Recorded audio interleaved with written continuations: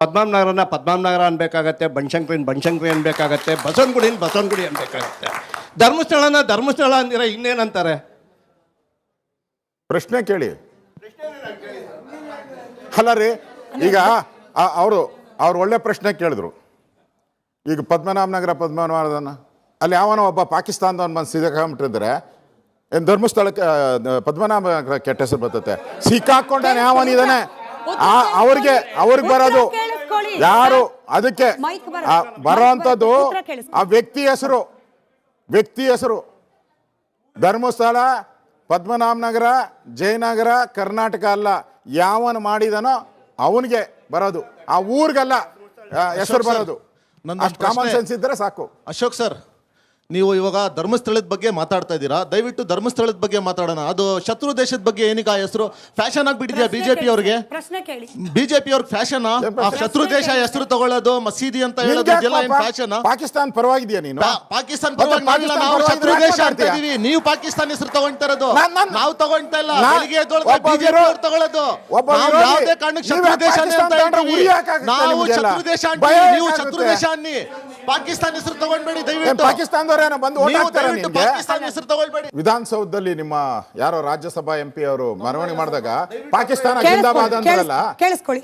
ಅವಾಗ ಏನ್ ಮಾಡಿದ್ರಿ ನೀವು? ಏನ್ ಮಾಡಿದ್ರಿ? ಪಾಕಿಸ್ತಾನ ಜಿಂದಾಬಾದ್ ಅಂದ್ರಲ್ಲ ಅವರು ವಿಧಾನಸೌಧದಲ್ಲಿ. ಏನ್ ಮಾಡಿದ್ರಿ ಅವಾಗ? ನಿಮ್ದೇ ಸರ್ಕಾರ ಇತ್ತಲ್ಲ, ಏನ್ ಮಾಡಿದ್ರಿ? ಯಾವ ಜೈಲ್ಗೆ ಹಾಕಿದ್ರ ಅವ್ರಿಗೆ? ಗುಂಡು ಹೊಡೆದಿದ್ದೀರ ಅವ್ರನ್ನ? ಗುಂಡು ಹಾಕಿದ್ದೀರ ಅವ್ರ ಮೇಲೆ?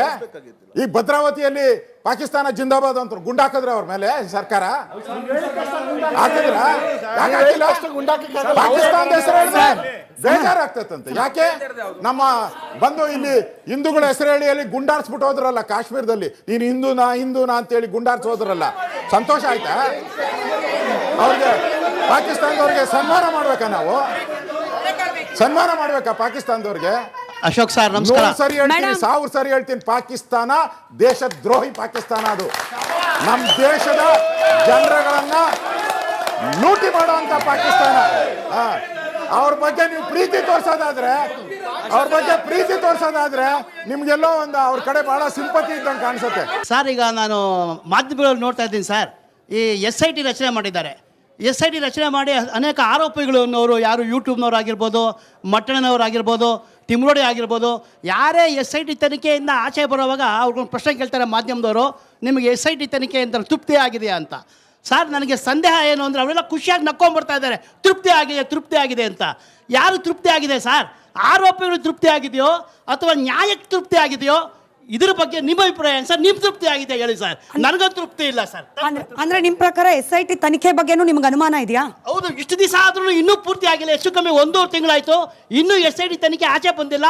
ಆರೋಪಿಗಳು ಮಾತ್ರ ಬಹಳ ಖುಷಿಯಾಗಿ ಆಚೆ ಬಂದು ತೃಪ್ತಿದೆ ಅಂತ ಇದ್ದಾರೆ. ಯಾರಿಗೆ ತೃಪ್ತಿ? ನ್ಯಾಯಕ್ಕೆ ತೃಪ್ತಿನ, ಆರೋಪಿಗಳ ತೃಪ್ತಿನ, ಅಥವಾ ತಮಗೆ ಮುಂದೆ ಏನಾಗಿದೆ ಸರ್ಕಾರದ ತೃಪ್ತಿನ ಹೇಳಿ ಸರ್ ದಯವಿಟ್ಟು. ನೋಡಿ, SIT ತನಿಖೆ ಮಾಡಿರುವಂಥದ್ದು ನಾವು ಸ್ವಾಗತ ಮಾಡಿದಿರಿ. SIT ತನಿಖೆ ಮಾಡಬೇಕಾದ್ರೆ ಒಂದು ಸರ್ಕಾರಕ್ಕೆ ಕಾಮನ್ ಸೆನ್ಸ್ ಅಂತ ಇರಬೇಕು, ಜ್ಞಾನ ಇರಬೇಕು. ಕಾಮನ್ ಸೆನ್ಸ್ ಅಂದರೆ ಜ್ಞಾನ ಇರಬೇಕು. ಯಾವ ತನಿಖೆಯನ್ನು ನಾವು ಕೊಡ್ಬೋದು?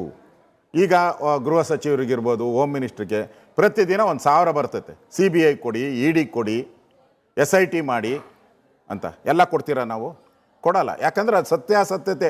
ಸರ್ಕಾರ ಅಂದರೆ 1000 ಜನ IAS IPS ಅಧಿಕಾರಿಗಳಿರ್ತಾರೆ ಅಡ್ವೈಸ್ ಮಾಡೋಕ್ಕೆ. ಇಲ್ಲಿ SITಗೆ ಕೊಟ್ರಲ್ಲ ನೀವು, ಆ ಬುರುಡೆ ಮನುಷ್ಯ ಯಾರು ಅಂತ ಚೆಕ್ ಮಾಡಿದ್ರೆ ನೀವು? ಅವನು ಎಲ್ಲೋನು ಅಂತ ಚೆಕ್ ಮಾಡಿದ್ರ? ಅವನ ಪೂರ್ವಾಪರ ಚೆಕ್ ಮಾಡಿದ್ರ? ಏನೂ ಇಲ್ಲ. ಯಾರೋ ಅವರ ಹಿಂಬಾಲಕರು ಹೇಳಿದ್ರು ಅಂತೇಳಿ, ಈ ಪ್ರಗತಿಪರರ ಒಂದು ಗ್ಯಾಂಗ್ ಇದೆಯಲ್ಲ, ಹೇಳಿದ್ರು ಅಂತೇಳಿ ಕೊಟ್ಬಿಟ್ರಿ ನೀವು ತನಿಖೆಗೆ. ಎಷ್ಟು ದುಡ್ಡು ಖರ್ಚು ಮಾಡಿದ್ರಿ? 4 ಕೋಟಿ ಖರ್ಚಾಗಿದೆ ಇದುವರೆಗೂ. 3 ರಿಂದ 4 ಕೋಟಿ ಖರ್ಚಾಗಿದೆ. ಯಾರಪ್ಪನ ದುಡ್ಡು ಇದು? ಜನರ ಟ್ಯಾಕ್ಸ್ ಪೇಯರ್ಸ್ ದುಡ್ಡು ಇದು. ಹೆಂಗೆ ಕೊಟ್ರಿ ನೀವು? ಆಯಿತು, ನಾಳೆ ಯಾವುದೋ ನನ್ನ ಹತ್ರ ಬಂದಿದ್ರು, ಮಸೀದಿಗಳಲ್ಲಿ ಹಿಂಗೆ ಅವ್ಯವಹಾರ ಆಗ್ತಾ ಇದೆ, ಮಸೀದಿಯಲ್ಲಿ ಈ ಥರ ಕೊಲೆಗಳಾಗಿದೆ ಅಂತ 1000 ಕಂಪ್ಲೇಂಟ್ ಬಂದಿದೆ. ಯಾಕೆ ಹೋಗಿ ಅಲ್ಲಿ ಅಗ್ದಿಲ್ಲ, ಮಸೀದಿಯಲ್ಲಿ ಅಗ್ದಿಲ್ಲ? ಅಗಿಬೇಕಾಯ್ತಲ್ಲ. ಧರ್ಮಸ್ಥಳದಲ್ಲಿ ಅಗಿಯೋರು ನೀವು ಮಸೀದಿಯಲ್ಲಿ ಹೋಗಿ ಅಗಿಬೇಕಲ್ಲ ಕಂಪ್ಲೇಂಟು. 1000 ಬಂದಿದೆ ಕಂಪ್ಲೇಂಟು. ನಾನಿದ್ದಾಗೂ ಬಂದಿದೆ, ಇವತ್ತು ಬಂದಿದೆ. ಮಾಡಲ್ಲ ನೀವು. ಮಸೀದಿಗೊಂದು ನ್ಯಾಯ, ದೇವಸ್ಥಾನಗಳಿಗೊಂದು ನ್ಯಾಯ. ಮನೆ ಹೇಳಿದ್ರು ಅವರು, ಚಾಮುಂಡಿ ಬೆಟ್ಟನೇ ಹಿಂದೂಗಳದಲ್ಲ. ಗುಡ್, ಹೇಳಿ, ಚಾಮುಂಡಿ ಬೆಟ್ಟ ಹಿಂದೂಗಳದಲ್ಲ. ಧೈರ್ಯವಾಗಿ ಹೋಗಿ ನಿಂತ್ಕೊಂಡು ಚಾಮುಂಡಿ ಬೆಟ್ಟ ಹೇಳಿಬಿಟ್ರಿ ನೀವು. ಹೋಗಿ ಮಸೀದಿ ಮುಂದೆ ನಿಂತ್ಕೊಂಡು ಇದು ಮಸೀದಿ ಅಲ್ಲ ಅಂತ ಹೇಳ್ತೀರಾ? ದಮ್ಮಿದೆ ನಿಮಗೆ? ಹೇಳಿ, ಕಮಾನ್. ಯಾಕೆ ಈ ತಾರತಮ್ಯ? ಇದನ್ನೇ ನಾವು ಹೇಳ್ತಾ ಇರೋದು ತುಷ್ಟೀಕರಣ ರಾಜಕಾರಣ, ವೋಟ್ ಪಾಲಿಟಿಕ್ಸ್ ಅಂತ ಹೇಳ್ತಾ ಇರೋದು. ಬಟ್ ನೀವೇನ್ ಕಮ್ಮಿ ಮಾಡ್ತಿದ್ದೀರಾ ಅಶೋಕ್ ಸರ್? ಇನ್ನು SIT ತನಿಖೆ ಪ್ರಾರಂಭ ಆಗಿತ್ತು, ಆಗ್ಲೇನೆ ನೀವು ಡಿಕ್ಲೇರ್ ಮಾಡಿಬಿಟ್ರಿ ಇದ್ರ ಹಿಂದೆ ಬಂದವನೊಬ್ಬ ಮುಸಲ್ಮಾನ, ಇದ್ರ ಹಿಂದೆ ಇರೋದು ಕಮ್ಯುನಿಸ್ಟ್ಗಳಂದ್ರೆ ಕಮ್ಮಿ ನಿಷ್ಠೆ ಇರೋರು. ನೀವೇನ್ ಕಮ್ಮಿ ರಾಜಕಾರಣ ಮಾಡ್ತಿಲ್ಲ. ಕಮ್ಯುನಿಸ್ಟೇ, ಪಕ್ಕ ಕಮ್ಯುನಿಸ್ಟೇನೆ ಇರೋದು ಅವ್ರಿಗೆ. ಈಗ ಎಲ್ಲೋದ್ರು ಅವರೆಲ್ಲ? ಈಗೆಲ್ಲ ಗುಂಡಿ ಹೇಗಿತ್ತವ್ರಲ್ಲ, ಎಲ್ಲೋದ್ರು ಆ ಕಮ್ಯುನಿಸ್ಟ್ ಅವರು? ಅಲ್ಲ ರೀ, ಇದಕ್ಕೆ ಕೇರಳ ಸರ್ಕಾರ ಸಂಬಂಧ ಏನು? ನಮ್ಮ ರಾಜ್ಯದಲ್ಲಿ ಆಗ್ತಾ ಇರೋದು ಇದು. ಕೇರಳ ಸರ್ಕಾರದ ಸಂಬಂಧ ಏನಿದೆ ಇದಕ್ಕೆ? ತಮಿಳ್ನಾಡವರು ಇದಕ್ಕೆ ಯಾಕೆ ಎಂಟ್ರಿ ಆಗ್ತಾರೆ? ಇದಕ್ಕೆ ಅಲ್ಜೀರಾ, ದುಬೈಯಲ್ಲೋ ಎಲ್ಲೋ ಇರೋದು ಅದು ಅಲ್ಜೀರಾ, ಅಲ್ ಜಜೀರಾ, ಅಲ್ಲಿ ಹೆಂಗ್ ಬಂದ್ಬಿಡ್ತೈತೆ? ಅಂದ್ರೆ ವ್ಯವಸ್ಥಿತ ಸಂಚು ಇದು. ಈಗ ಮರ್ಡರ್ ಆಗಿದೆ, ಈಗ ಅವ್ರು ಯಾರು ಹೇಳಿದ್ರು ಪದ್ಮನಾಭನಗರ ಮರ್ಡರ್ ಆಗಿದ್ರೆ ಪದ್ಮನಾಭನಗರದಲ್ಲಿ ಚರ್ಚೆ ಆಗ್ತೈತಪ್ಪ, ಇಲ್ಲ ಅಂದ್ರೆ ಬೆಂಗಳೂರಲ್ಲಿ ಚರ್ಚೆ ಆಗ್ತೈತೆ. ಇಲ್ಲ ಅಲ್ಜೀರಾಗ ಹೋಗ್ಬಿಟ್ರೆ, ಕೇರಳ ಹೋಗ್ಬಿಟ್ರೆ, ತಮಿಳ್ನಾಡಿಗೆ ಹೋದ್ರೆ ಏನೇನ್ ಬೇಕಿದು? ದೇಶ ವಿರೋಧಿ ಅಂತಾನೆ ತಾನೇ ಹೇಳ್ಬೇಕು, ನಾವು ಹೇಳ್ಬೇಕಲ್ಲ. ಅದನ್ನ ನಾನು ಕೇಳ್ತಾ ಇರೋದು ಪ್ರಶ್ನೆಯಲ್ಲಿ. ಇದರಿಂದ ಗ್ಯಾಂಗ್ ಇದೆ, ಬುರ್ಡೆ ಗ್ಯಾಂಗ್ ಇದೆ. ಈ ಬುರ್ಡೆ ಗ್ಯಾಂಗು SIT ಹಿಡಿತಾ ಇದ್ದಾರೆ. ನಾನು SIT ಮೇಲೆ ತಪ್ಪು ಅಂತ ಅವ್ರು ಕೇಳಿದ್ರು. SIT ತಪ್ಪು ಅಂತ ಅಲ್ಲ, ಹಿಡಿತಾ ಇದ್ದಾರೆ. ಕೆರೆಯಲ್ಲಿರೋ ಮೀನುಗಳು ಹಿಡಿತಾ ಇದ್ದಾರೆ. ತಿಮಿಂಗಲ ಬೇಕು ಇಲ್ಲಿ, ಅದಕ್ಕೆ ನಾವು NI ತನಿಖೆಗೆ ತಿಮಿಂಗಲ ಹಿಡಿಯೋಷ್ಟು ದೊಡ್ಡ ಬಲ ಇರೋದು ನಿಮ್ ಸರ್ಕಾರ ಕೇಂದ್ರದಲ್ಲಿದೆ ಸರ್.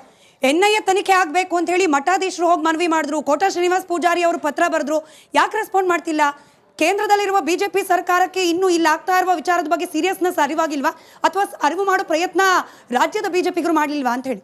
ಅದು ಜವಾಬ್ದಾರಿ ಇರೋ ಸರ್ಕಾರ ಕೇಂದ್ರದಲ್ಲಿ. ಯಾವನೋ ಬುರುಡೆ ತಗೊಂಡೋಗಿ ಕೊಟ್ಬಿಟ್ಟು, ಹಿಂಗೆ ಹಿಡ್ಕೊಂಡು ಬುರುಡೆ ತಗೊಂಡೋಗಿ ಕೊಟ್ಬಿಟ್ಟು ತನಿಖೆ ಮಾಡು ಅಂತ ಹೇಳಿದ್ರಲ್ಲ, ತನಿಖೆ ಕೊಟ್ಬಿಟ್ರಲ್ಲ, ಹಂಗಲ್ಲ. ಈ ಬುರುಡೆ ಸರ್ಕಾರ ಅಲ್ಲ, ಅಲ್ಲಿ ಕೇಂದ್ರದಲ್ಲಿರೋದು ಜವಾಬ್ದಾರಿ ಸರ್ಕಾರ. ಅವರು ಈ ವಿಚಾರ ದುಡ್ಡೆಲ್ಲಿಂದ ಬಂತು, ಇದರಲ್ಲಿ ದೇಶ ವಿರೋಧಿ NI ಅಂದ್ರೆ ಏನು? ದೇಶ ವಿರೋಧಿ ಚಟುವಟಿಕೆ ಇರ್ಬೇಕು NI ಇಲ್ಲ, ಹಂಗೆ ಕೊಡಕ್ ಬರಲ್ಲ. ಇದರಲ್ಲಿ ಇದೆಯಾ ದುಡ್ಡು? ಯಾವ ದೇಶ ಕೊಟ್ಟಿದ್ದಾರೆ, ಎಲ್ಲಿ ಕೊಟ್ಟಿದ್ದಾರೆ? ಇದು ತನಿಖೆ ಆಗ್ಬೇಕು. ಅದಾದ್ಮೇಲೆ ಕೇಂದ್ರ ಸರ್ಕಾರ ತೀರ್ಮಾನ ತೆಗೆದುಕೊಳ್ತದೆ. ಅಂದ್ರೆ ಇನ್ನು ತನಿಖೆ ಆಗದಲ್ಲೇ ಅಶೋಕ್ ಅವರು ಆರೋಪ ಮಾಡ್ತಿದ್ದಾರೆ, ಕೇಂದ್ರ ಸರ್ಕಾರಕ್ಕೆ ಇನ್ನೂ ಗೊತ್ತಾಗಿಲ್ಲ ಇದರಿಂದ ಷಡ್ಯಂತ್ರ ಇದೆಯಾ ಇಲ್ವಾ, ದೇಶ ವಿರೋಧಿ ಚಟುವಟಿಕೆ ಇದೆಯಾ ಇಲ್ವಾ, ಇನ್ನೂ ಖಾತ್ರಿ ಇಲ್ಲ. ಬಟ್ ಅಶೋಕ್ ಅವರು BJPಯ ರಾಜ್ಯ ನಾಯಕರು ಆರೋಪ ಮಾಡ್ತಿದ್ದಾರೆ. ನೋಡಿ, ನಾವೇನು ಆರೋಪ ಮಾಡ್ತಾ ಇದ್ದೀರೋ ಅದು ಕೇಂದ್ರ ತಲುಪಲಿ ಅಂತ ಆರೋಪ ಮಾಡ್ತಾ ಇದ್ದೀರಿ. ಸರ್, ನಂದು ಒಂದು ಪ್ರಶ್ನೆ ಅಶೋಕ್ ಸರ್, ನಂದೊಂದು ಪ್ರಶ್ನೆ. ಹೇಳಿ ಸರ್. ನೋಡಿ, ನೀವು ಅವಾಗ ದಾರಿ ತಪ್ಪಿಸ್ತಾ ಇದ್ದೀರಾ.